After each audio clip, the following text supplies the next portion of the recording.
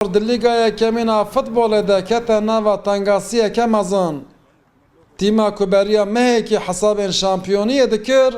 Naha bi hafte ve 2 puanan direza seyemin de.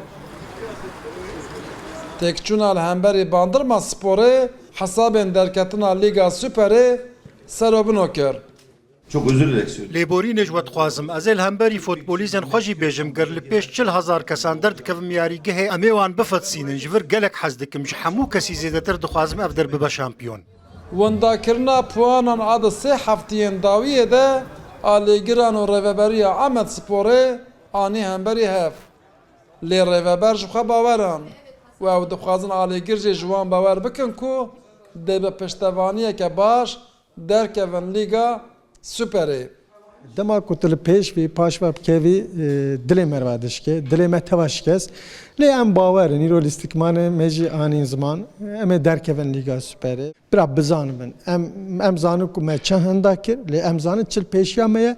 Ez bawerim dema ku Erok Spor puan henda kir, eman her du maçê xwe bistînin ji xwe em derdikevin. Dema ku nebû Mestan wan jî stan em ê li fînala play-offê em ê wîn not deqeyî da ez zanim van lîstik vana her tiştê xwe bikin ortê û bigên encam.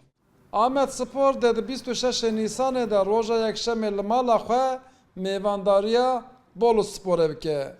Ger ji vê pêşbirgê 3 puanan bistîne dê armanca xwe ya Lîga Süperê berdewam bike.